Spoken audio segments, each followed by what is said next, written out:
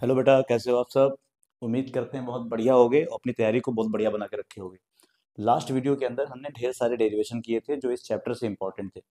आज हम लोग प्रिज्म के बारे में पढ़ने वाले हैं। प्रिज्म इतना बेहतरीन तरीके से पढ़ेंगे, प्रिज्म के अंदर इतने अच्छे अच्छे टॉपिक्स पढ़ेंगे कि कुछ भी आपका एग्जाम से बाहर आएगा ही नहीं।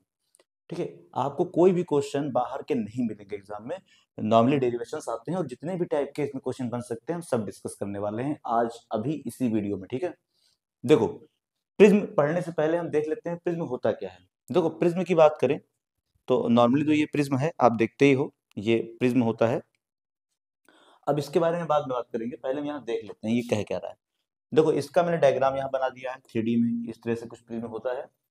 और अगर मैंने सिर्फ इसका जो फ्रंट फ्रंट सरफेस है उसको मैंने यहाँ बनाया है, और मैं ये चेक करने वाला हूँ कि आखिर यहाँ पे रिफ्रैक्शन होगा कैसे, कैसे रिफ्रैक्शन होगा और क्या यहाँ पे प्रिज्म के बारे में पढ़ना क्या है। तो प्रिज्म पहली बात है क्या। देखो, प्रिज्म एक पोर्शन है। प्रिज्म क्या है? पोर्शन है किसका? एक होमोजीनियस। देखो, होमो का मतलब होता है सेम टाइप का, होमोजीनियस है। और होमोजीनियस होने के साथ साथ ट्रांसपेरेंट है। तो अगर मैं आपसे पूछूं कि प्रिज्म की डेफिनेशन क्या हो जाएगी, तो आप कहेंगे आ prism, a prism is a prism is a homogeneous and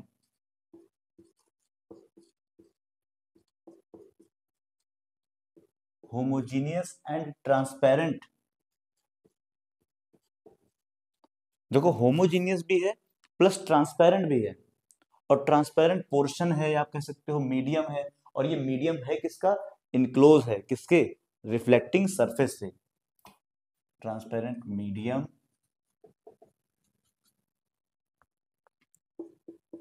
enclosed enclosed bye refracting surface. देखो, ये इनक्लोज होता है रिफ्रैक्टिंग सरफेस से, कुछ इस टाइप से। ये ये रिफ्रैक्टिंग सरफेस है। देखो, ये वाला जो आपका प्लेन होता है और ये प्लेन, उसको बोलते हैं रिफ्रैक्टिंग सरफेस। तो यहाँ पे ये जो इनक्लोज होता है, ऐसे बना बंधा होता है किससे? रिफ्रैक्टिंग सरफेस से। इसको बोलते हैं प्रिज्म। अब प्रिज्म के अंदर आप जानते हैं, देखो यहाँ पर ये एक एंगल बन रहा है, टॉप एंगल देखा, एंगल ए। इसको बोलते हैं angle of prism. Angle of prism के अलावा इसका एक नेम और होता है, इसको बोलते हैं refracting angle. Angle of prism और रिफ्रैक्टिंग एंगल बोलते हैं। तो आप कहेंगे वेयर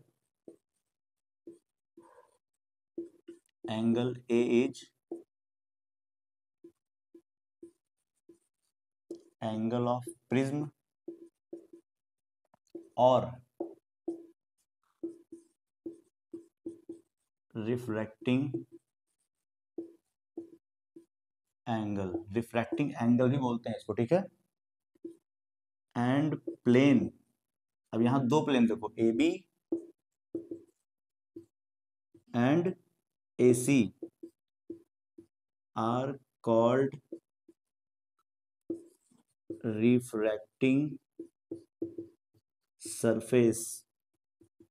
क्या बोलते हैं इसको? रिफ्रैक्टिंग सरफेस बोलते हैं। जो यहाँ पे ए बी और ए सी है, ये रिफ्रैक्टिंग सरफेस है। ये रिफ्रैक्टिंग सरफेस है, ठीक है।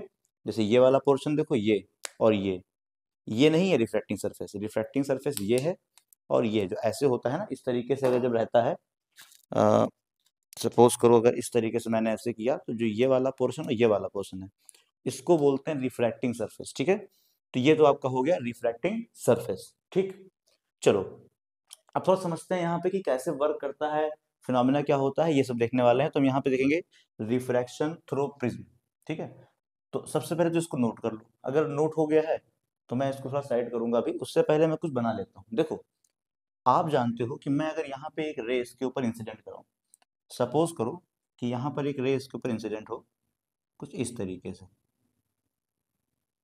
ऐसे ऐसे, ये एक रे इंसिडेंट हुई उसके ऊपर। अब आप जानते हो कि इसका नॉर्मल, इस सरफेस का नॉर्मल क्या होगा। तो आप कहेंगे ये इस सरफेस का क्या हो गया? नॉर्मल हो गया। नॉर्मल को नेम देते हैं एन। मैंने यहाँ पे कहा नॉर्मल है। आप जानते हैं कि नॉर्मल के पास अगर इंसिडेंट रे पहुंचेगी तो नॉर्मल के पास जैसे इंसिडेंट रे पहुंचेगी तो आपको पता है कि ये रेरर मीडियम है और ये डेंसर मीडियम है, तो डेंसर मीडियम पहुंचने पे टुवर्ड्स द नॉर्मल हो जाएगा। तो इसका मतलब ये रे कहाँ जाएगी, नीचे की तरफ, तो इसका मतलब towards the normal, towards the normal का मतलब कुछ इस तरीके से आ जाएगा, ऐसे ऐसे, ये आ गया। अब आप देखो यहाँ पे इसका अगर मैं 90 देखूं, अगर मैं इसका 90 देखूं तो आप कहेंगे इसका 90 तो ऐसे हो जाएगा,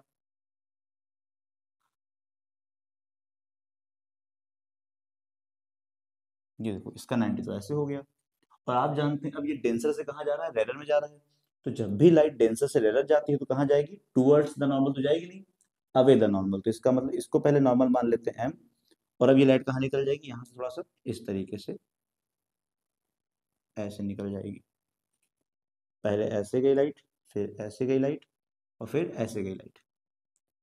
ये लाइट को ऐसे होना होता है, ठीक है।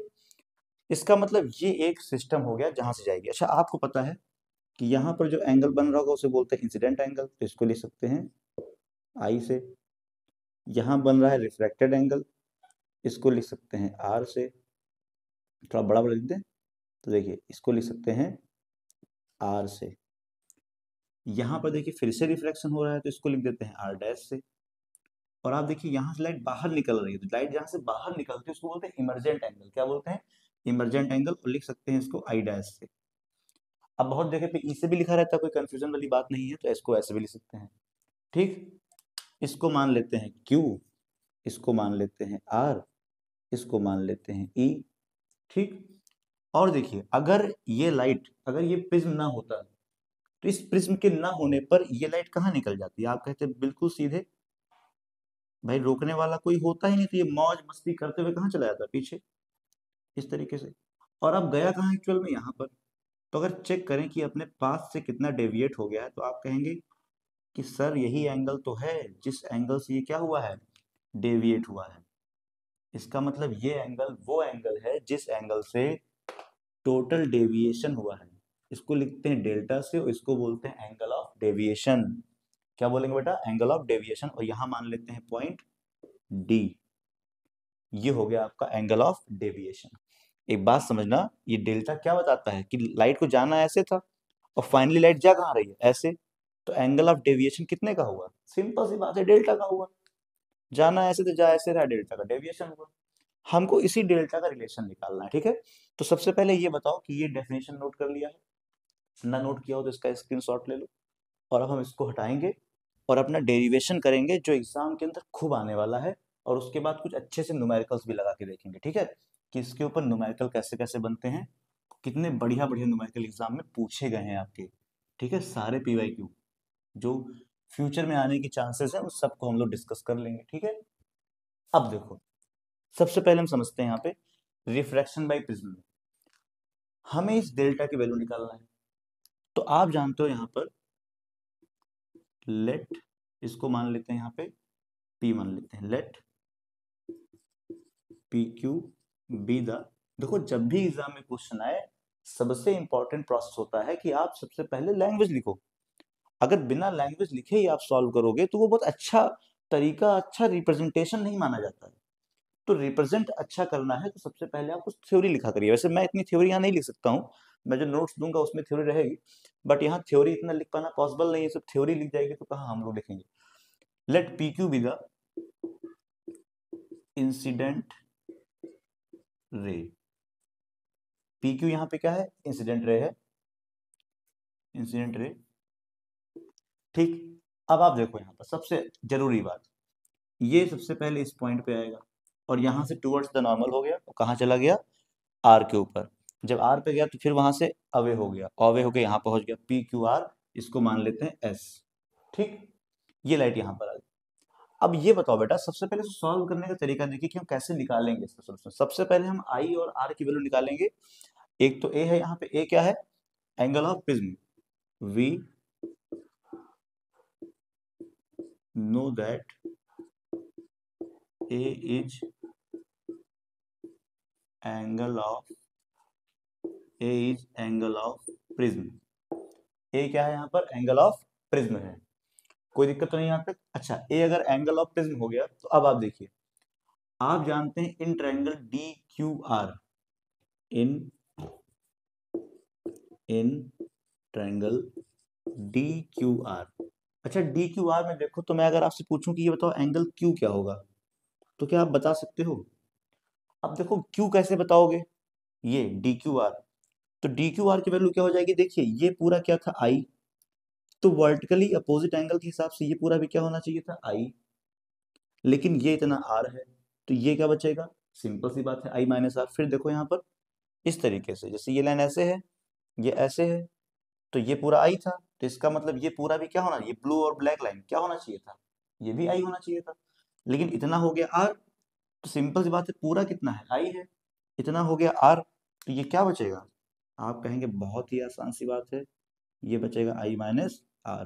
और बिल्कुल ऐसे ही देखो, ये आई डैश था और ये आर डैश, तो ये क्या बचेगा, I dash minus R dash. ठीक है, अब देखिए यहाँ पे इन डी क्यू आर, अब डी क्यू आर में, तो डी क्यू आर में आप जानते हैं, क्या जानते हैं, the sum of two internal angle, the sum of two internal angle is equal to the sum of two internal angle is equal to the opposite external angle. अब देखो इस डी क्यू आर के अंदर आप देखो ध्यान से, तो ये जो डेल्टा है वो क्या है, एक्सटर्नल एंगल है, और ये जो ये निकाला आपने आई माइनस आर और I dash minus R dash, ये क्या है, इंटरनल एंगल है। तो आप कह सकते हैं यहाँ पर कि यहाँ पर जो ये डेल्टा होगा, तो डेल्टा यहाँ पे हो गया एक्सटर्नल एंगल, और यहाँ इंटरनल क्या है, आई माइनस आर, तो पहला एंगल तो ये हो गया, और दूसरा एंगल क्या हो जाएगा, I dash minus R dash, मतलब sum of two internal angle, देखो एक ये एंगल इंटरनल और एक ये किसके अंदर, डी क्यू आर के अंदर, दो इंटरनल का सम एक एक्सटर्नल के इक्वल हो गया। यहां से आप जानते हैं कि delta is equal to I plus I dash, अब प्लस लगाए तो कोई मतलब तो है नहीं, आई प्लस आई डैश, और फिर देखो यहाँ पर ये आ जाएगा माइनस आर डैश, तो आपको पता है कि ये तो आई प्लस आई डैश हो जाएगा, तो यहाँ से माइनस कॉमन कर लें तो क्या बचेगा, आर प्लस आर डैश बचेगा। यहाँ तो कोई दिक्कत तो नहीं है, इतना पोर्शन क्लियर है, ठीक है, अगर ये पोर्शन क्लियर है तो फिर हम लोग आगे बढ़ते हैं। अब एक बात समझना बेटा, देखो यहाँ पर बहुत ही जरूरी सी बात है, बहुत ही बढ़िया बात है, बिल्कुल अच्छे से समझो, बिल्कुल भी पैनिक होने की नीड नहीं है। आप देखो यहाँ पर in quadrilateral, in quadrilateral, in quadrilateral box बना सकते हैं, A Q E R, in quadrilateral A Q E R. अब अगर आप ट्रायंगल यहाँ पे quadrilateral A Q E R में देखोगे, तो ए क्यू ई आर के अंदर आप देखिए ये क्या है, क्वाड्रिलेटरल है, और यहाँ पे देखो ये क्यू ई के बीच कितना एंगल बन रहा है, 90, ये आर के बीच देखो पूरा लाइन लेके जाना ए तक, ए क्यू ई आर, तो यहाँ सिंपल सी बात है कि ये नॉर्मल था ना इसके ऊपर, तो ये कितना बना रहा होगा, 90 बना रहा होगा, और ये भी क्या है इसके ऊपर नॉर्मल है, तो ये कितना बना रहा होगा, 90। तो आप जानते हैं कि किसी भी क्वाड्रिलेटरल के अंदर चार एंगल होते हैं, कौन कौन से, एक तो दिख रहा है आपको angle A plus angle Q plus angle E plus angle R, और चारों का सम होता है 360। क्या ये बात पता है, बिल्कुल पता होगी, आप लोग तो ब्रिलियंट हो तो इतना तो पता ही होगा। अब हमको एंगल ए तो पता नहीं है, तो एंगल ए को ऐसे लिखा रहने दो, एंगल क्यू ये वाला एंगल कितना हो गया पूरा, तो आप कहेंगे 90 हो गया, 90 लिख दिए, एंगल ई भी नहीं पता है, आर फिर यहाँ से वो क्या हो रहा है, ये 90 हो रहा है, इक्वल टू 360। तो आप जानते हैं 90 प्लस 90 180, और ये 180 360 से माइनस करेंगे तो a प्लस ई की वैल्यू कितनी आ जाएगी, a प्लस ई की वैल्यू आ जाएगी आपकी 180, क्योंकि 180 से में 360 में से अगर 180 माइनस करेंगे तो सिंपल सी बात है कि क्या बचेगा, 180 ही बचेगा। ठीक है, ये आ गया, इसको मान लो इक्वेशन, इसको मान लो 1, इसको मान लो 2, और बहुत ध्यान से देखो एक ट्रायंगल बन रहा है यहाँ पर, E Q R, in triangle E Q R. देखिए in triangle E Q R, आप देखो ई क्यू आर में तीन एंगल हैं, कौन कौन से? Angle E plus angle R, angle E plus R और प्लस आर डैश। तीनों एंगल का सम कितना होगा? 180। आपको पता है कि किसी भी ट्रायंगल के तीनों एंगल का सम कितना होता है? 180 होता है। अच्छा 2 और 3 को इक्वेट करोगे तो आप जान रहे हो यहाँ पे कि अगर हम चेक करें तो यहाँ पे e की वैल्यू देखो रखी हुई है, e की वैल्यू यहाँ कितनी निकल के आएगी? तो 180 माइनस ए। जैसे अगर इन दोनों इक्वेशन को आप इक्वेट करिए, फिर से सॉल्व करो तो आप वैल्यू निकाल सकते हो। कैसे? देखो ये भी 180 के इक्वल है, ये भी 180 के इक्वल है, तो आप कह सकते हैं कि इसका मतलब a plus E equal to E plus R dash equal होगा आपस में। जब ये भी 180 के इक्वल है, ये भी 180 के इक्वल, तो यहाँ पे देखो ई से ई क्या हो गया? कट गया। तो यहाँ पे वैल्यू क्या निकल के आ गई बेटा? a is equal to R plus R dash. मैं चेक कर रहा हूँ कि आपको विजिबल है या नहीं, क्योंकि बहुत ही बारीक तरीके से लिखना जरूरी है। a plus E is equal to E plus R dash. तो यहाँ पे देखिए a इज इक्वल टू क्या निकल कर आ गया? a is equal to R plus R dash. देखो कितनी बढ़िया बात हम लोगों ने निकाल ली। कहाँ से शुरू किए थे, कहाँ पहुंच रहे हैं, देखो, है ना? तो ये वैल्यू निकल के आ गई आपकी a की, कि आर प्लस आर डैश होगा। इक्वेशन 4 मान लो। यहां तक बताओ कोई प्रॉब्लम तो नहीं है? सबसे पहले हम लोगों ने डेल्टा का एक वैल्यू निकाला, फिर हमने यहाँ पे एक रिलेशन निकाल लिया कि a is equal to R plus R dash होगा, और जब ये निकाल लिए तो हमने इक्वेट करके इतना फाइंड कर लिया। अब सुनो, अगर इस वैल्यू को यहाँ पुट कर दें, कहाँ पुट कर दें? इसमें। तो आप कहेंगे पुट इन इक्वेशन 1। तो आप कहोगे यहाँ पे डेल्टा इज इक्वल टू, एक तो आई प्लस आई डैश लिखा हुआ है, बिल्कुल सही बात है, और minus R plus R dash की जगह पे क्या हम ए लिख सकते हैं? बिल्कुल लिख सकते हैं, तो लिख दिया मैंने ए। तो ये वैल्यू निकल के आ गई डेल्टा की।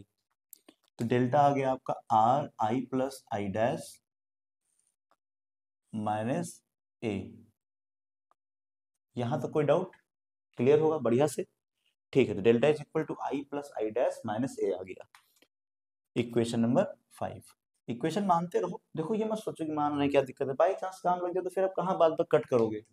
जो जो पॉइंट लग रहा है कि हाँ नीड है, इक्वेशन मानने से कोई प्रॉब्लम तो है नहीं, लेकिन नहीं मानोगे तो बाद में प्रॉब्लम पड़ जाएगी। अब मान लो आपने इसको 2 मान लिया, अब आपको बाद में नीड इसकी है, तो इसको कहाँ फिर कट करोगे 2, फिर इसको 2 मानोगे, फिर जो कट किया उसको 3 मानोगे। उससे अच्छा जो जो स्टेप आए आप सारे स्टेप को कुछ ना कुछ मानते रहिए। तो चलो एक तो वैल्यू ये निकल के आ गई। अब सुनना बात को, जो बहुत जरूरी बात मैं बताने वाला हूँ, आपको निकालना है minimum deviation. For minimum deviation, minimum deviation में क्या होता है, थोड़ा इसको हम इरेज करते हैं। फॉर मिनिमम डेविएशन, देखो बेटा फॉर मिनिमम डेविएशन होता क्या है, मैं थोड़ा सा आपको एक ग्राफ दिखाऊंगा, फिर मैं उस ग्राफ को इरेज भी कर दूंगा जल्दी ही, बस समझ लेना। बस देखो जैसे ये बना हुआ है, ये थोड़ा बड़ा बनाऊं, जब इरेज ही करना है तो बड़ा बनाते हैं डायग्राम को। देखो जैसे मैं ये कह रहा हूँ कि ये है, ये है, क्या ये विजिबल है? अगर विजिबल है तो ठीक है, नहीं विजिबल है तो मैं इसको थोड़ा चेंज कर दूं, शिफ्ट कर दूं। बिल्कुल विजिबल है पूरी तरीके से। अगर मैं इसको मान लूं डेल्टा, और इसको मान लूं मैं आई, आई का मतलब इंसिडेंट रे या इंसिडेंट एंगल, मान लो इंसिडेंस एंगल। तो जब इसका ग्राफ देखा गया एक्सपेरिमेंट से, तो इसका ग्राफ बेटा कुछ ये, इसका ग्राफ इस तरीके से बना। अब इसके ग्राफ का मतलब क्या है? इसका मतलब देखिए, जिस समय डेल्टा की वैल्यू यहां पर है, डेल्टा क्या है? मिनिमम डेविएशन या डेविएशन है। उस समय आई की वैल्यू क्या है? देखो ये है। लेकिन ध्यान से देखो, तो जिस टाइम पे डेविएशन डेल्टा यहां पर है, उसी टाइम पे सिर्फ आई की वैल्यू एक नहीं है, बल्कि इसको अगर आगे बढ़ाओगे तो एक और आई की वैल्यू के ऊपर आपको एक और इंसिडेंट रे मिल रहा है। तो एक्चुअली में होता क्या है, ये आई होता है और ये आई डैश होता है। जैसे अगर आपने इस एंगल को बढ़ाया, तो इस एंगल को मान लो सपोज करिए यहाँ पे 30 डिग्री बन रहा है, तो 30 डिग्री बनने के बाद हो सकता है यहाँ 60 पे निकला हो। सपोज यहाँ 30 हो, यहाँ 60 हो। अब अगर मान लो यहाँ से कोई बंदे ने 60 पे भेजा, तब भी तो यहाँ 30 बनेगा। तो अगर हमने इंसिडेंट रे 30 लिया, तब भी हमको वैल्यू क्या मिल रही है? डेल्टा की वही वैल्यू मिल रही है। और जब हम 60 ले रहे हैं, तब भी वैल्यू क्या मिल रही है भाई? क्यों मिल रही है? क्योंकि देखिए, एक बार हो सकता है आपने टॉर्च यहाँ जलाया तो 30 आया और आगे जाके यहाँ 60 बन गया, तो इसका रिवर्स भी तो पॉसिबल है। हो सकता है कोई यहाँ खड़ा हो और यहाँ से 60 बना ले, तो जब 30 बनाने पर यहाँ पे 60 बना, तो सिंपल सी बात है कि अगर यहाँ पे इंसिडेंट एंगल क्या बनेगा 60, तो ऑब्वियस सी बात है आगे क्या बन जाएगा 30। तो 30 से पास करके 60 पर आ रहा है, तब भी डेल्टा बन रहा है। तो उसका रिवर्स अगर 60 से पास करें तब भी तो 30 पे वही एंगल बनेगा। इसका मतलब डेल्टा की वैल्यू एक आई के लिए भी होती है, एक आई डैश के लिए भी होती है, दोनों के लिए वैल्यू होती है। लेकिन आपसे यहाँ पे डेविएशन नहीं पूछा है, मिनिमम डेविएशन पूछा है। अच्छा, मिनिमम डेविएशन कहाँ हो रहा है? मिनिमम डेविएशन आपका हो गया यहाँ हो रहा है। और आप ध्यान से देखिए, इस मिनिमम डेविएशन के लिए क्या आपको अलग अलग वैल्यू मिलेगी? जैसे यहाँ पे देखो, एक वैल्यू यहाँ आ गई, एक यहाँ आ गई, तो क्या ऐसे यहाँ भी दो वैल्यू पाओगे? नहीं पाओगे। खाली एक ही वैल्यू तो आगे कहाँ ले जाओगे? इसका मतलब है कि यही आपका आई है, यही आपका आई डैश है। इसका मतलब मिनिमम डेविएशन के अंदर आई और आई डैश की वैल्यू सेम होती है। ये डायग्राम पहले आप बना लो, अगर ये ग्राफ बना लो पहले। इसका मतलब इसके अंदर आई की और आई डैश की वैल्यू क्या होती है? सेम होती है। ठीक है, कब? मिनिमम के लिए। अगर मिनिमम निकालना है, देखिए, तो क्या आपको दो वैल्यू मिली आई की? नहीं मिली। जब दो वैल्यू नहीं मिली, इसका मतलब जितने एंगल से ये गया उतने ही एंगल से बाहर निकला, जितने एंगल से इंसिडेंट हुआ उतने एंगल से इमरजेंट हुआ। तो इंसिडेंट और इमरजेंट दोनों इक्वल है, कब? मिनिमम पे। लेकिन अगर हम इस डेल्टा, इस आई की वैल्यू बढ़ाएं, तो अगर आई की वैल्यू बढ़ाएंगे तो सिंपल सी बात है कि ये बढ़ेगा और यहाँ बढ़ेगा, तो वैल्यू यहाँ बढ़ जाएगी। तो हमेशा ये आई आई डैश के इक्वल नहीं होता है। जैसे आप रट लेते हो कि आई हमेशा आई डैश के इक्वल होता है, आई सिर्फ आई डैश के इक्वल तब होगा जब डेविएशन क्या पूछेगा? मिनिमम। तो इसका मतलब यहाँ पे आप कह सकते हैं डेल्टा नहीं बल्कि मिनिमम निकाल रहे हो, तब ये वैल्यू सेम आ रही। ठीक है, चलो, ये हो गया।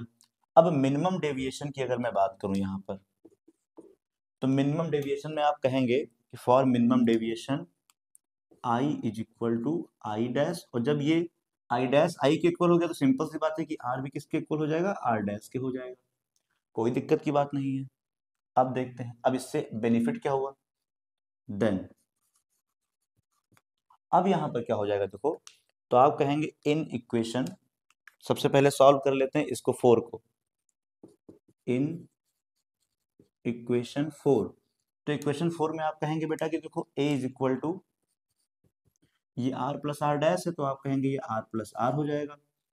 तो ये आप कहेंगे r plus R 2r is equal to a।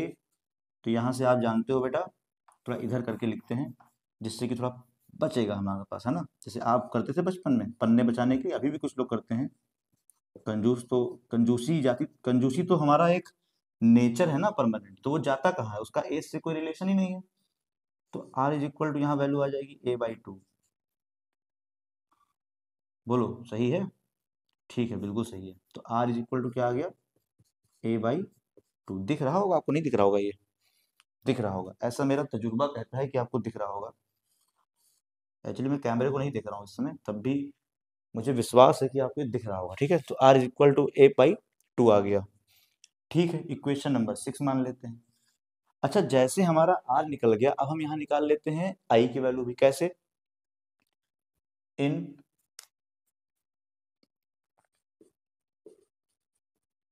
Equation 5, तो इक्वेशन 5 में देखो बेटा, delta is equal to I plus I dash लिखा है, तो यहाँ पे आप आई प्लस आई लिख सकते हो और माइनस ए। तो delta is equal to 2i minus A. तो आप कहेंगे यहाँ से अगर हम इसको इधर लेकर के आ जाएं, तो 2i इज इक्वल टू हो जाएगा a प्लस डेल्टा। तो i इज इक्वल टू कितना आ जाएगा बेटा? a plus delta by 2। और i प्लस आई कब हुआ? जब ये वैल्यू क्या रही होगी? मिनिमम रही होगी। तो ये मिनिमम जरूर लिख देना यहाँ पर। हमेशा क्या सेम होता है डेल्टा? डेल्टा मिनिमम तब होता है जब आई और आई डैश इक्वल होता है। आई डैश इक्वल कैसे होता है, इस बात को मैं पहले ही आपको समझा चुका हूँ। तो ये हमारे पास एक और रिलेशन आ गया, ये भी आ गया और ये भी आ गया। अब अगर बेटा हम यहाँ पे कहें नाउ स्नेल्स लॉ, अगर स्नेल्स लॉ की बात करें बेटा, तो आप जानते हो I is equal to mu is equal to होता है sine I upon sine R. अब म्यू यहाँ पे क्या है? Refractive index of the material of glass. जो ग्लास का मतलब नॉर्मली ग्लास होता है, मटेरियल ऑफ ग्लास, यहाँ पे जो प्रिज्म यूज हो रहा होगा, तो देखिए म्यू हो गया इक्वल टू साइन, और आई की वैल्यू आपने निकाला है देखो अभी, A plus delta minimum by 2 upon sine, R की वैल्यू कितनी आ जाएगी देखो, ए बाई 2, ये आ गया। तो इस तरीके से बेटा देखो हम लोगों ने कितना बढ़िया रिलेशन निकाल लिया, और ये एग्जाम में आपके खूब आता है, एग्जाम में खूब आने वाला एग्जाम में क्वेश्चन है ये। और फिर भी मैक्सिमम बच्चे इसको नहीं करते हैं, क्यों? थोड़ी सी मेहनत से बचने के लिए, कि हाँ थोड़ी सी मेहनत कम हो जाए, थोड़ा आसान सा टॉपिक तैयार कर लें, कौन इतना मेहनत करेगा, बेसिक बेसिक पढ़ लेते हैं, उसी से काम चल जाएगा। तो अगर ऐसा सोचोगे तब फ्यूचर कहाँ ब्राइट है आपका, फिर तो आप एक जबरदस्ती के फ्यूचर में चल रहे हो, जहाँ पे कोई आपका कोई होप नहीं है, आप कुछ करना नहीं चाहते हो। अच्छा, एक छोटी सी बात और कर लेते हैं यहाँ पर, देखो वो छोटी सी बात क्या है, देखो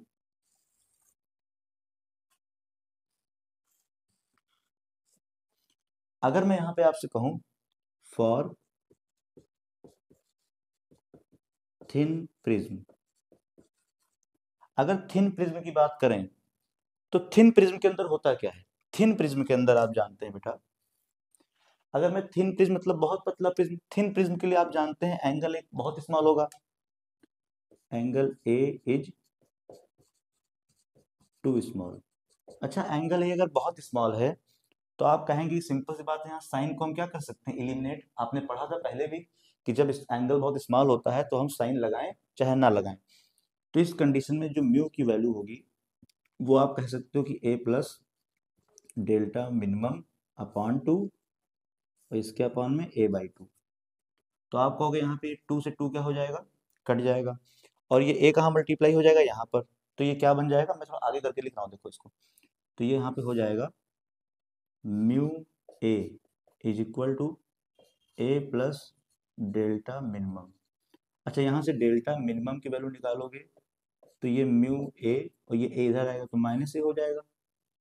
आपको पता है कि यहाँ से डेल्टा मिनिमम अगर निकालें, तो डेल्टा मिनिमम का फॉर्मूला आ जाएगा, ए कॉमन कर लो तो म्यू माइनस 1 और ए।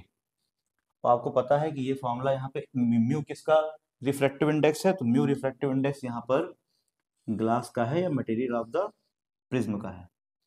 तो इस तरीके से हम लोग ये भी एक फॉर्मूला निकाल लेते हैं, किसके लिए, थिन प्रिज्म के लिए निकाल लेते हैं, ठीक। और ये भी बेटा कहीं कहीं पे फॉर्मूले के रूप में यूज हो जाता है, ठीक है, ध्यान रखना ये भी।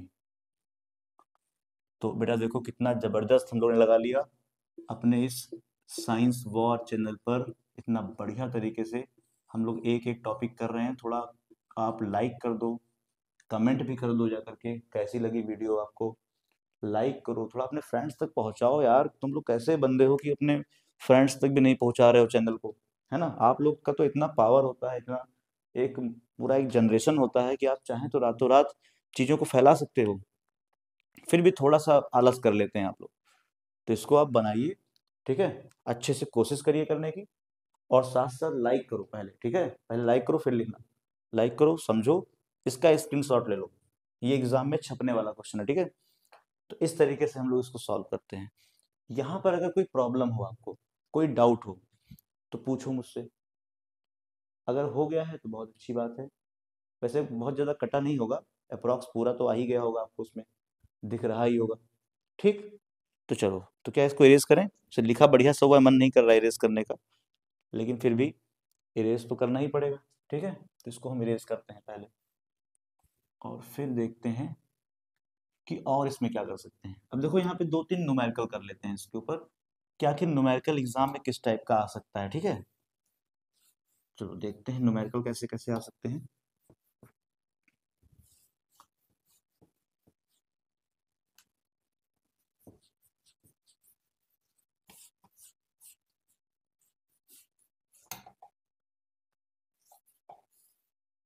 चलो देखते हैं न्यूमेरिकल कैसे करेंगे। तो न्यूमेरिकल्स के लिए हम लोग कुछ उठाते हैं, कॉपी वॉपी। अब देखो बेटा, क्वेश्चन देखो, ठीक है, क्वेश्चन कैसे लगेगा हम इस पर डिस्कस कर लेते हैं, ठीक। देखो क्वेश्चन कह क्या रहा है, न्यूमेरिकल क्या कहता है, कह रहा था refractive index of the material of is इक्विलेटरल प्रिज्म इज √3। The refractive index of the material, refractive index का मतलब हो गया बेटा आपको यहाँ पे म्यू की वैल्यू दी हुई है, कितनी, √2 दिया गया है ना, √3 दिया गया है, ठीक है, चलो √3 लिख देते हैं, म्यू की वैल्यू √3 है।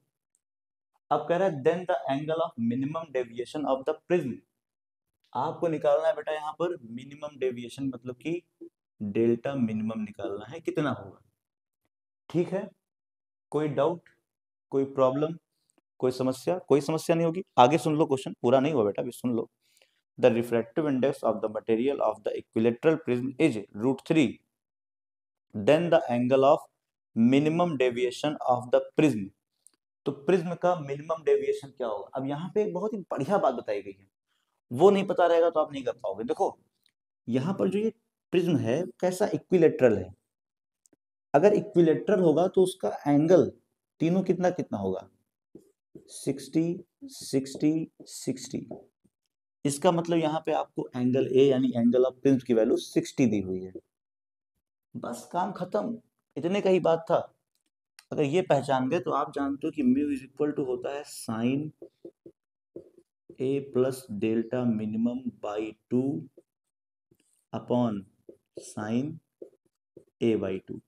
अब आपको पता है म्यू की वैल्यू यहाँ दिया हुआ है √3, तो लिख दो, ये साइन लिखा हुआ है, ए की वैल्यू 60 है प्लस डेल्टा मिनिमम है, अपॉन में 2 है, अपॉन में साइन है, और ये 60/2 हो जाएगा, काट मत देना 2 से 2, ये एंगल होता है 30 हो जाएगा, तो √3 is equal to sine 60 plus delta minimum by 2 upon sine 30। और ये बताओ साइन 30 की वैल्यू डायरेक्ट लिख दे क्या यहाँ पर, तो साइन 30 की वैल्यू कितनी हो जाएगी, सिंपल सी बात है 1/2, ये 2 ऊपर जाएगा तो ऊपर चला जाएगा और फिर यहाँ आएगा तो अपॉन में आ जाएगा, तो ये बन क्या जाएगा बेटा, ये बन जाएगा √3/2 is equal to sine 60 plus delta minimum by 2। आप जानते हो कि साइन में √3/2 60 की वैल्यू होती है, और ये साइन 60 प्लस डेल्टा मिनिमम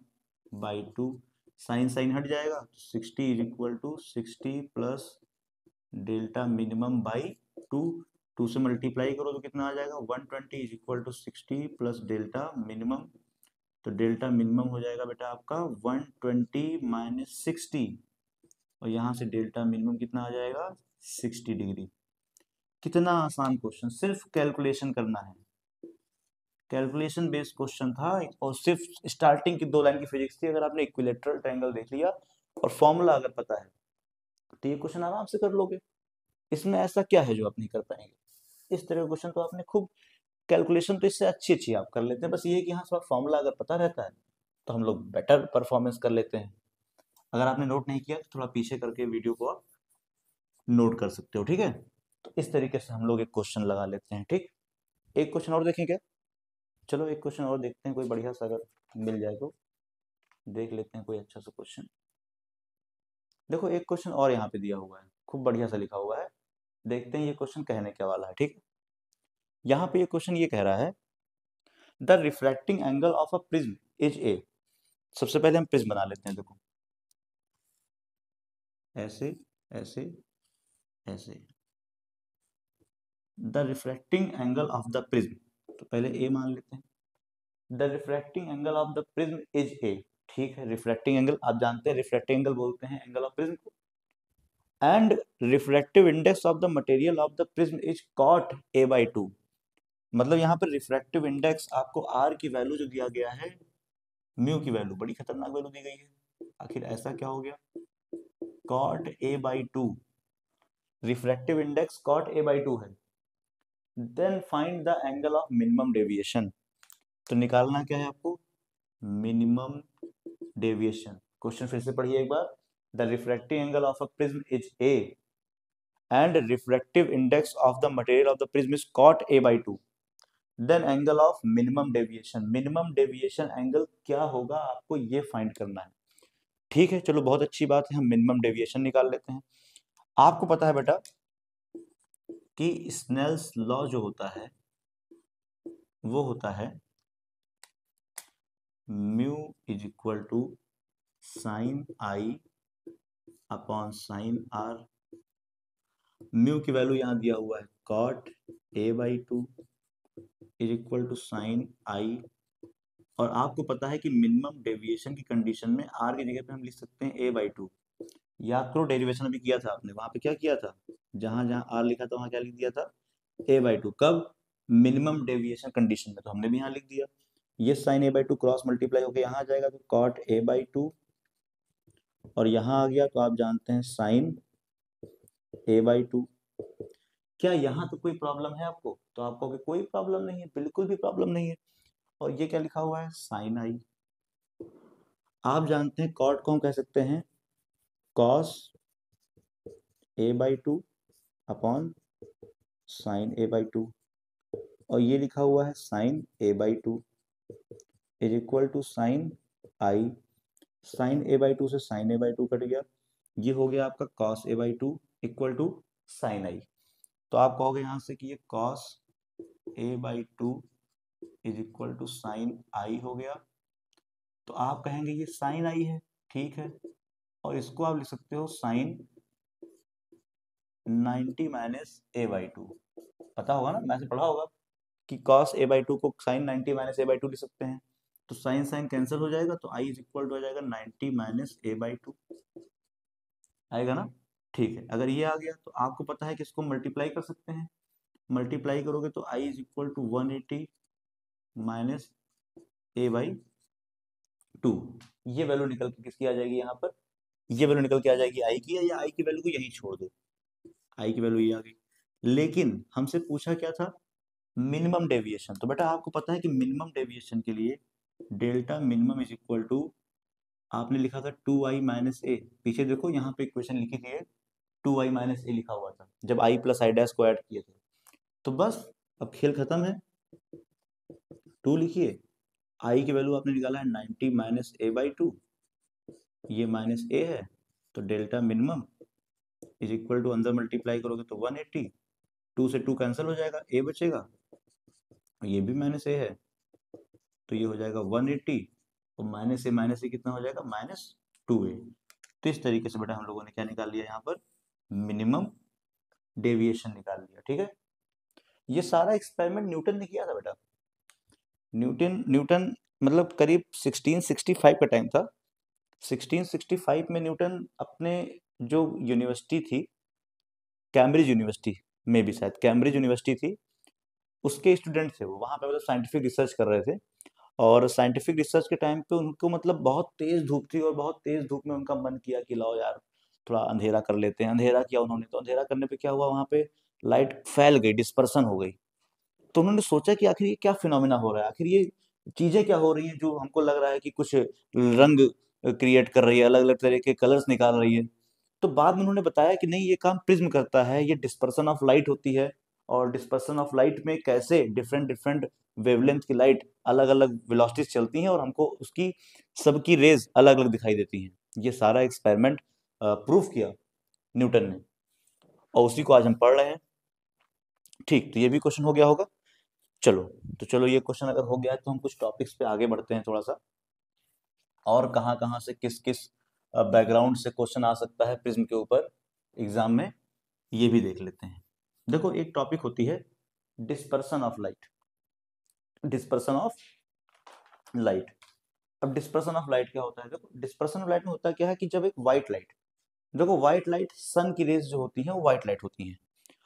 सन की रेज के अंदर जितने भी टाइप की वेवलेंथ की रेज हैं, रेड, वायलेट, येलो, ऑरेंज, वो सब मिक्स होती हैं उसके अंदर। इसीलिए उसकी रेज आपको व्हाइट दिखाई देती है। अगर आप सन की रेज को देखोगे तो व्हाइट दिखती है, येलो नहीं दिखती है।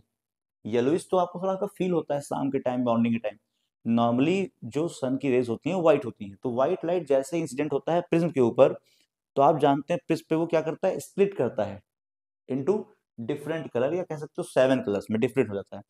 When white light is incident on a prism, then it is split into 7 colours. आप लिखोगे व्हेन, चलो लिखते हैं डिस्पर्सन ऑफ लाइट। टॉपिक का नेम क्या है बेटा, dispersion of light. Dispersion of light दिख रहा है बेटा आपको? ये विजिबिलिटी इसकी है पूरी? ठीक है, पूरी विजिबिलिटी है। तो डिस्पर्सन ऑफ लाइट क्या होता है, चलो ये देखते हैं। देखो डिस्पर्सन ऑफ लाइट के अंदर कहेंगे when a white light incident when a white light incident on a prism, then it is split into 7 colour. Split हो जाता है, ये 7 कलर में स्प्लिट हो जाता है। कहने का मतलब क्या है? कहने का मतलब ये है कि मान लो मैंने कहा कि इस तरीके से एक प्रिज्म है,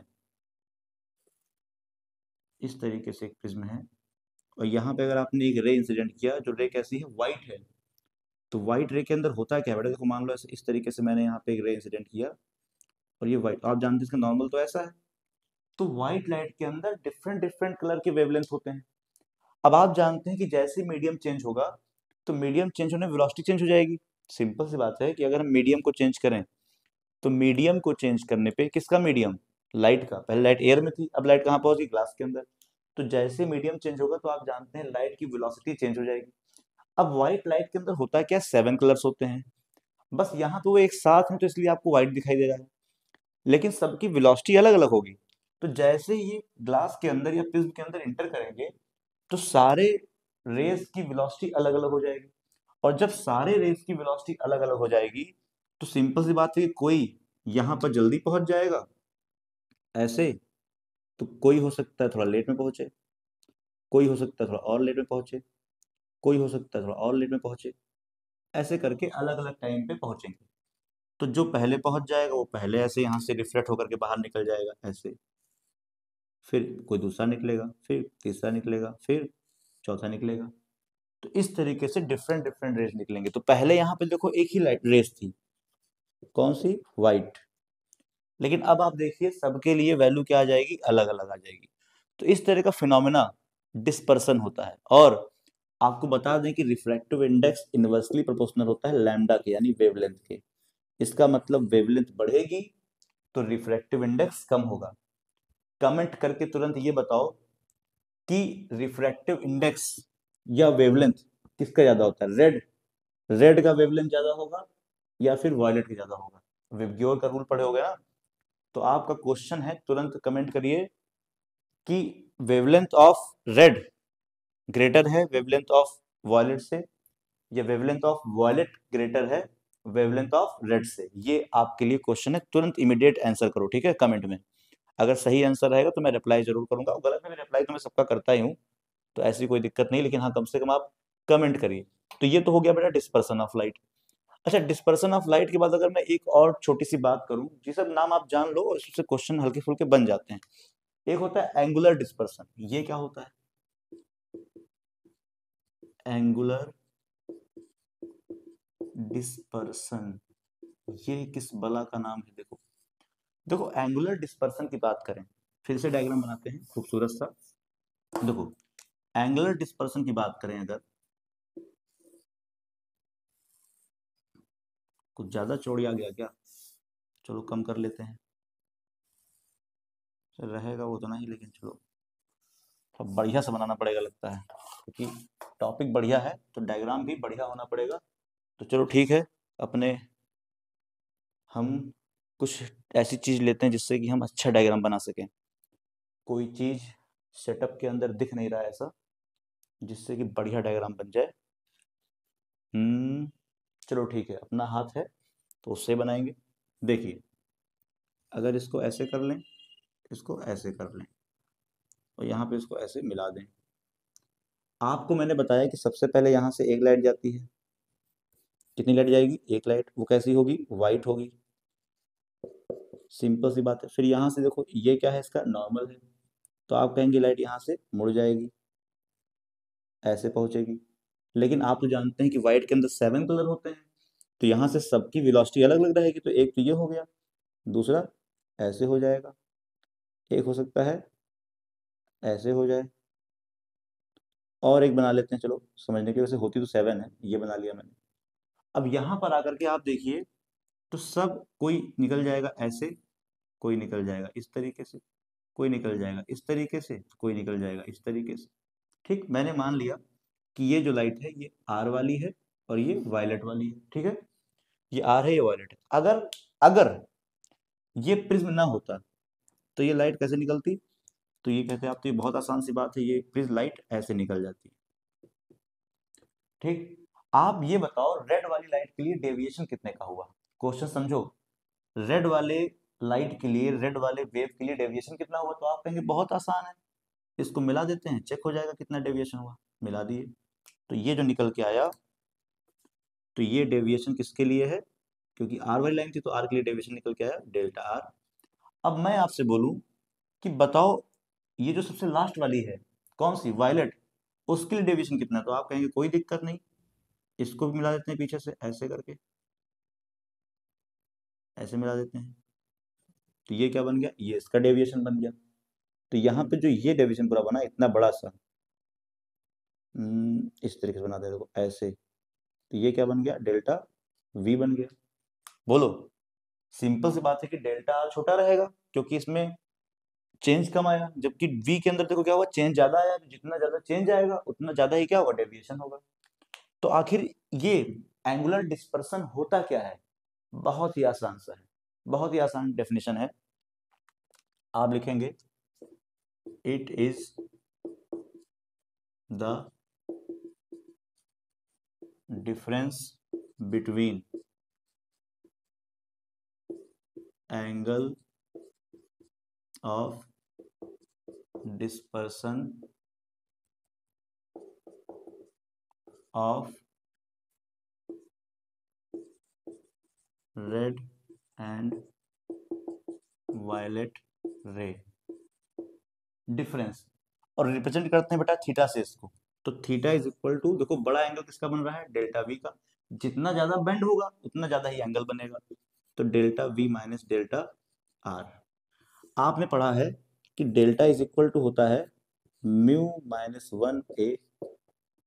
अब अगर आर की बात करेंगे तो यहाँ भी आर लगाना पड़ेगा। अब ए तो कांस्टेंट है, प्रिज्म तो आखिर एक ही है। अगर वी की बात करेंगे तो आप कहेंगे म्यू वी माइनस 1 और ये ए आ जाएगा। तो एक फॉर्मूला तो आपका ये आ गया। और अगर यहाँ पे हम डेल्टा वी और डेल्टा आर की वैल्यू पुट करें तो आप कहेंगे ये हो जाएगा म्यू वी माइनस 1 ए, और फिर माइनस लगाओगे, और फिर म्यू आर माइनस 1, और फिर क्या बन गया? ये ए बन गया। अब यहाँ पर हम इसको क्या कर लेंगे, बहुत ही बेसिक तरीके से सॉल्व कर लेंगे। सोल्यूशन आपको पता है कि सॉल्व कैसे करते हैं। जैसे देखो यहाँ पर ये अंदर आएगा, तो थीटा इज इक्वल टू क्या बन जाएगा? Mu V minus 1, mu V minus 1। आपको पता है, देखो सबसे पहले ये अगर अंदर आएगा तो यहाँ पे ये हो जाएगा ए म्यू वी माइनस ए, और ये अंदर आएगा तो ए म्यू आर, और ये माइनस माइनस प्लस ए। तो देखो ए प्लस में ए माइनस में कट गया। अब इन दोनों में देखो कॉमन क्या है, तो आप कहेंगे यहाँ पे ये mu V minus mu R, और ए कांस्टेंट हो गया, कॉमन हो गया। तो इस तरीके से हम लोगों ने यहाँ पर थीटा की वैल्यू भी फाइंड कर ली। ये क्या होती है? थीटा की वैल्यू होती है। मतलब आर वाला वेव, आर वाली रे जितना एंगल बनाएगी किसके साथ में? इंसिडेंट रे के साथ में फॉरवर्ड करने पर। और ये वी वाला मतलब वायलेट वाला जितना बनाएगा, उन दोनों का डिफरेंस निकाल लो, तो वही क्या होता है, हमारा फॉर्मूला हो जाता है। एक फॉर्मूला तो बेसिक से आ गया, और एक हमने थोड़ा सॉल्व कर लिया, थोड़ा सा उसको सॉल्व करके हमने वैल्यू निकाल ली। तो डिफिकल्ट तो ये भी नहीं है, बस समझना था कि आपको अलग अलग वैल्यू निकालना है, और अलग अलग वैल्यू निकाल के दोनों को इक्वेट कर देना है। डिस्पर्सन की बात करें तो डिस्पर्सन में आप जानते हैं कि कोई भी एक इंसिडेंट रे जो व्हाइट लाइट होती है, अगर इसके अंदर ट्रेवल कर, ग्लास के अंदर ट्रेवल करेगी, तो 7 डिफरेंट डिफरेंट कलर में डिवाइड हो जाएगी। रीजन क्या है? कि देखिए व्हाइट लाइट के अंदर 7 के 7 कलर ही होते हैं। बस होता इतना है कि सबकी वहां पे वेलोसिटी है, सब लोग एक साथ चलते हैं, तो एक साथ चलने की वजह से आपको ऐसा लगता है कि वो व्हाइट है। लेकिन जैसे ग्लास के अंदर जाता है तो आप जानते हैं कि रिफ्रैक्टिव इंडेक्स चेंज हुआ तो वेलोसिटी भी चेंज हो गई होगी, इसीलिए आपको अलग अलग वेलोसिटी दिखाई देती है। तो उसको बोल देते हैं डिस्पर्सन ऑफ लाइट। और अगर हम लोग आर वाले का और वी वाले का यहाँ पे डेविएशन निकालें और उसका चेंज कर दें, तो उसे ही क्या बोलते हैं? एंगुलर डिस्पर्सन बोल देते हैं। यहाँ तो कोई दिक्कत तो बताओ? कोई दिक्कत नहीं होगी, बढ़िया टॉपिक है, समझ में आ गया होगा। ठीक है, अगर मैं आपसे बोलूं कि डिस्पर्सिव पावर क्या होती है, एक टॉपिक लास्ट टॉपिक बेटा है बस, सब खत्म, कोई दिक्कत ही नहीं है, बस एक छोटी सी टॉपिक और है, dispersive power. Dispersive power, dispersive power. देखो डिस्पर्सिव पावर की अगर बात करें तो डिस्पर्सिव पावर होता क्या है, देखो यहाँ पे दो तीन रेज होती हैं। सबसे पहले रे होती है, रे में कौन सा, आर होता है, आर मतलब रेड। सबसे लास्ट में होता है यहाँ पे वायलेट, और इसके बीच में एक रे होती है, वो होती है येलो। तो अगर यहाँ पे हमको निकालना हो डिस्पर्सिव पावर क्या है, पहली बात तो लिखते हैं इसको ओमेगा से। और ये रेशियो किसका होता है, ये रेशियो होता है थीटा। थीटा यहाँ पे क्या है, angular dispersion upon mean deviation. अब यहाँ पे मीन डेविएशन का मतलब क्या है, देखो मीन डेविएशन बोलते हैं हम डेल्टा वाई को, वाई मतलब येलो। तो आप जानते हैं कि omega is equal to angular dispersion आपने निकाला है delta V minus delta R, और डेविएशन, मीन डेविएशन मतलब डेल्टा वाई। वाई क्योंकि देखो येलो बीच में होता है, ऐसे इसको मीन डेविएशन है, मीन कलर डेविएशन बोल देते हैं। तो ये एक फॉर्मूला आता है।